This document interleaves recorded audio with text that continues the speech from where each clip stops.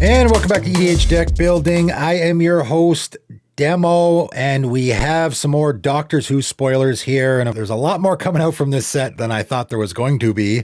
Hadn't really planned on making any videos about this. I wasn't sure how impactful it was going to be for the Commander format, or if there was going to be a whole lot of cards, and in fact, the cards that they had already spoiled back in August, I thought maybe that was it, but apparently there's a whole lot more, and it really was just sort of a little bit of a taste. The ones they had already spoiled, the ones they've been spoiling this week, wow, we're getting some real bangers here, and stuff that I think I got to talk about right away. I got a few cards here.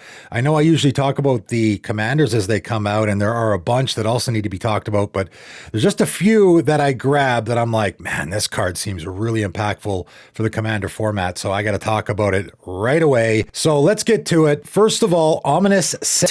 I don't know if this card's getting any buzz, but I think it is going to be a card that can very easily shoehorn into any commander deck, or almost any commander deck. So it's a land, and it produces colorless mana. So of course it's a colorless land, and there is nothing in the commander format that can more easily slot into a deck than a colorless land. If you're playing like a 5-color deck, it might be a little difficult to put it in there, but other than that, it's not tough. Okay, now of course, if you're playing a 5-color deck or 4-color, maybe even a 3-color, that's not where you're probably going to want this, because you're not going to need what this land is doing. What is it doing?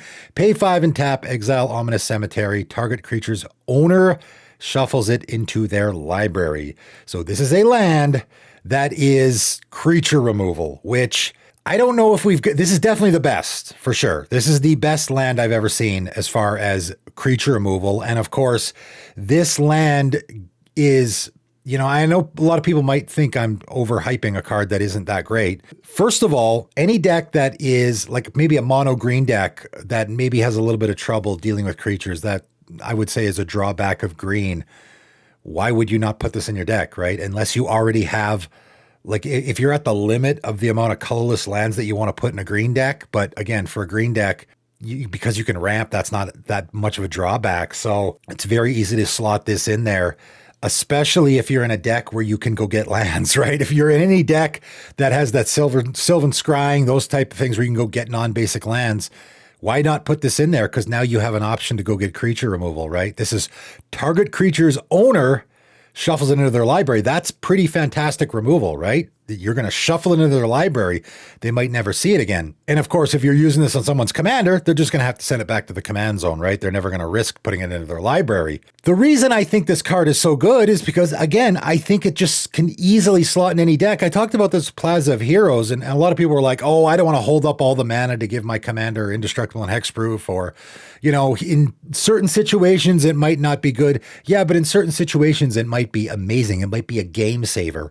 This card could be a game saver in a lot of situations, and it is very easy to just take out a basic land and put this in a whole lot of decks, right? Or maybe, even I'll just say, for a personal note, Dragonlord Dramoka deck that I was looking at it the other day, and I have Command Beacon in there, and I'm like, do I really need Command Beacon in this deck? I had a tendency to put Command Beacon in every single deck I made when I first started playing the Commander format, because I thought, why not, right? But that deck, of course, is not really built around my commander, so I don't really need it. So having, I don't think I've ever cast my Dragonlord Dramoka more than once in a game when playing that deck. So Command Beacon, I don't really need. I was thinking about it. I'm like, why do I have this in here? There's a card that I could easily slot in instead. And I don't have any issues getting rid of creatures in that deck. I'm playing white, right? So why would I? But why not, right? And yes, I know people are going to say it's this land plus 5 others. That's 6. Okay, is that worth getting a Blightsteel Colossus off the table later in a game? I'm sure it is, right? It is a game-saving situation in a lot of scenarios. So that's why, even though it, of course, is not good creature removal, it's colorless creature removal. Obviously, it's going to go on all the colorless decks as well. Auto include there. It is the situation where why not throw it in there, right? What's the drawback? It doesn't even enter the battlefield tapped. I would put this in a deck over a Field of the Dead, a land that I think is probably played in way too many decks, where I'm not going to put that in a deck unless I really am building around what it's doing. Here, every deck wants to be shuffling someone's creature into their library, right? So there's much more of a need for that in a commander game, in my opinion. I think this is going to be a popular one in the commander format. I'm going to get my hand on a couple copies for sure. All right, let's talk about another card that I will likely be getting a couple copies of. Everybody Lives. This, I imagine, is going to be a card that's been getting some buzz since it got spoiled. 1 in a white instant, all creatures gain hexproof and indestructible until end of turn. So, of course, we've seen this sort of scenario before. This is all creatures though, right? It is a huggy effect, right? But don't let the huggy part of this throw you off, okay? Because I don't think this is much of a huggy card at all. Players gain hexproof until end of turn, right? So all players gain hexproof. Players can't lose life this turn, and players can't lose the game or win the game this turn. This is going to be a very popular card in the format for sure. And I will say for sure it's going to get played in CEDH. I can't imagine why it wouldn't. Just for the fact that this will stop the Thassa's Oracle combo tells me that it's going to get played in the CDH format a lot. But also, it should get played in casual commander for a multitude of other, for that reason, not that people should be playing Thassa's Oracle in casual games, but a whole lot of other reasons. Craterhoof Behemoth. I've lost probably more games to that than I care to count, a lot. It's the number one win con that I've lost to, let's put it that way. Now, this is going to save the other opponents as well, but it's also going to save me, right? Because, of course, players can't lose the game, lose life, win the game. All those scenarios will hose that. Exsanguinate, another scenario that I've lost to plenty of times in commander games. This will stop that because players can't lose life. So that Exsanguinate now does nothing. Again, I'm also helping my other opponents. That's okay. At least the game's not over, right? This is just great for protecting your stuff, though. I mean, you can just use this as a blacksmith skill. That's why I think this card, I mean, it would be, honestly, I'm thinking right now, there is 1,000 scenarios where this is better than blacksmith skill. And I can also use it as a blacksmith skill. It just costs 1 more, right? Because if someone goes to path my commander, I just cast this and all creatures are going to get hexproof and indestructible until the turn, but I'm just protecting my commander. So that's pretty good. I suppose blacksmith skill works on all permanents, so maybe that is where it might be better. Still though, there are so many other scenarios, like again, that Craterhoof. I can just cast this. Any situation. My opponent's about to do their Kiki Jiki combo or whatever. There's so many different scenarios where this works. Now, where it's not great, where, say, a heroic intervention is better, is I get the one-sided board wipe, right? Someone casts a Wrath of God, I cast my heroic intervention, all my creatures survive, and everyone else's die. That's where it's not as good as a card like that. Is this better than a heroic intervention? Probably not. I guess it depends on what you're doing in your deck. Honestly, there are decks where this is better than a heroic intervention, where I just have my combo pieces, or I'm trying to set up some scenario. Just a lot of things. I don't really care what anyone else is doing. I'm just doing a lot of really important stuff. And this is going to protect against a whole lot of things. And it's also going to protect against a whole lot of win cons, in the format as well. So pretty great card. And I imagine it's going to see a ton of play in the format. All right, let's talk about another card that I think is going to get played in the 99 a ton in the commander format. Reverse the polarity. 1 blue instant, choose 1, counter all other spells. So a 3-mana counter spell, of course, is almost unplayable in the commander format. I'll just say I don't like to use the U word, but it's almost unplayable. This counters all other spells, which, I mean, geez, Counterflux is a card that I've been playing in the commander format forever. And, I still would put it in an Is It deck. However, I have never used the overload on that ever. So honestly, maybe I should stop playing that card. I don't know. Maybe I should stop putting that card in decks. This might be better. That can't be countered, but this might be better because it has other modes, right? Switch each creature's power and toughness until end of turn, and creatures can't be blocked this turn. I love modal spells in the commander format, as I say all the time. This can just be a 3-mana, I counter that Farewell, or that counter that Cyclonic Rift. Again, how many game-saving, game-changing scenarios can we get out of this card? The other situation that I like a lot, I mean, the switching power and toughness is a funny one. I've brought up Val on my channel quite a bit, actually. Funny enough, I'm working on a deck right now with that. There's a commander that cares about your power and toughness, and it's possible you might want to switch there, right? So if you have any scenario like that, I'll throw one very specific scenario where, again, there's other modes, so we don't need to use that one, but there can be the situation where that mode is amazing. Door in the Siege Tower, you're playing against that deck, pretty good there, right? Arcades, again, because a lot of those creatures are going to have a 0 power. So you just instant speed kill all their zero power creatures, right? Because their power becomes their toughness. Avenger of Zendikar, a very less popular now, but used to be insanely popular. Now it's still pretty popular in the format. Comes down, creates all those 0/1 plant tokens. So they got a power of 0, of course, and you'd have to time it appropriately, right? If opponent has that fetch land they're about to crack or whatever, you have to respond to the trigger, right? So you cast this guy at instant speed, all those plant tokens will switch to 1/1/0s before they get the counter on them, and they'll all die. So this can be instant speed, kill all your opponent's plant tokens when they think they're about to maybe close out the game or something. Creatures can't be blocked this turn. I also really love. I can just, maybe I don't want my commander to be blocked, but this is creatures can't be blocked, which is, again, I love that aspect. So now we're getting mode inside the mode where I can use this on myself if I just want my creatures to get in for damage or kill an opponent, or I have another opponent attacking another opponent. Creatures can't be blocked this turn. So I can just play some politics here. Or maybe there's one guy that's more threatening. I can make all this guy's creatures, hey, I'll make your creatures unblockable. You want to knock that guy out of the game, right? So I love it. I love this card. I'm definitely, I guess this would take the place of a counterspell. This is where this gets a little difficult. Do I want this to take the place of a counterspell? Because a 3-mana counterspell, if I end up just casting this as a hard counterspell every game just to counter one thing, that's not great. That's not great. So the question is, how do I, if I think about the 2 mono blue decks I have that I could put this in, what am I going to take out? Am I going to take out my Saw It Coming, for example? Am I going to take that out to put this in?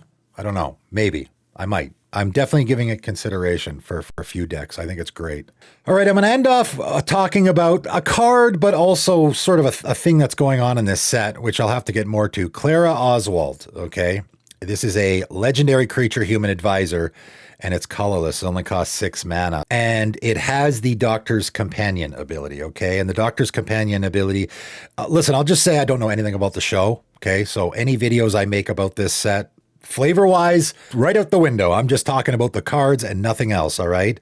I'm just talking about this from a deck building, a game strategy, magic, rules, sense of it all, right? It has nothing to do with I'm sure there's great flavor with the Doctor's Companion thing. However, the Doctor's Companion thing, funny enough, is starting to feel like the companion mechanic, the actual companion mechanic. And if you look at a card like Lutri, of course, Lutri was banned immediately as soon as it was spoiled, because as soon as the rules committee saw it, they're like, okay, that just goes with every red-blue deck because you meet the stipulation automatically in the commander format. So if you have a red-blue deck, you now have an extra card. And even with the change to the companion rule, still, it's just a free card. It's a free flash blocker, copy a spell, right? That's silly.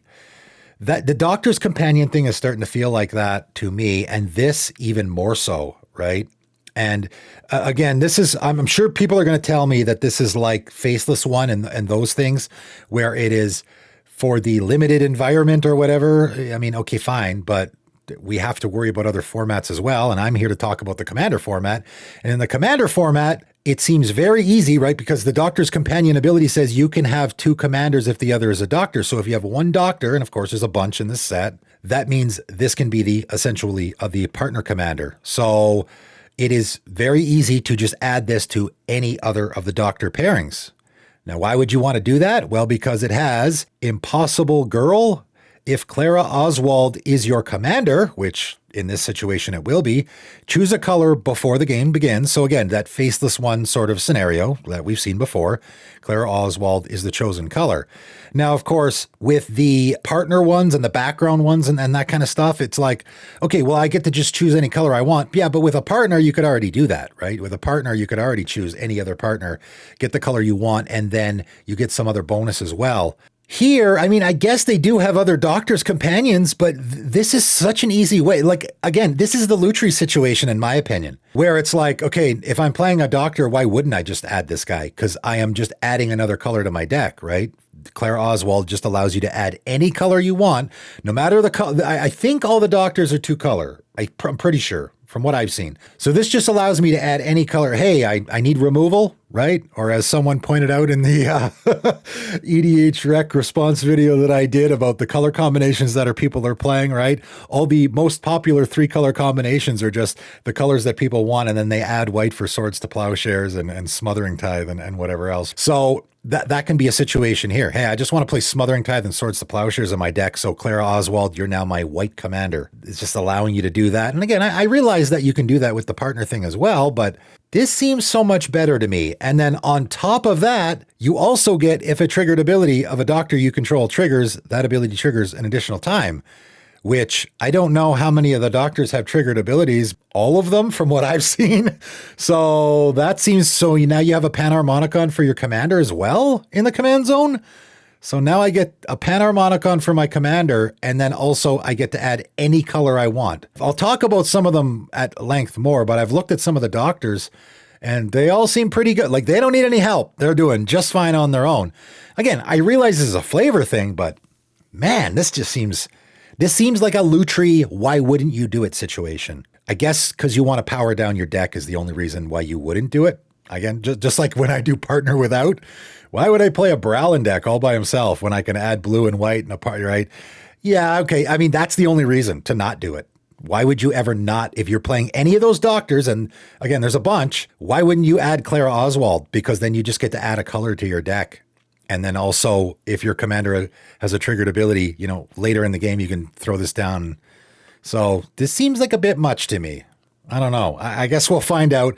That's my first take on it. My first take on all of these cards. Again, essentially, this is a spoiler video. I saw these cards coming out and I'm like, I think I got to make a video. I wasn't planning on doing any spoiler videos about Doctor Who because, I mean, for a number of reasons. One, it's definitely not my thing. I don't know anything about the show, but also I didn't think there was going to be that many cards, and I didn't think there was going to be that many impactful cards. And there certainly is. There's a bunch more cards that I am going to have to talk about from this set eventually at some point, which I will do. So stay tuned for that. You guys let me know in the comments what you think of these new cards. That is it for today, and thanks for tuning in.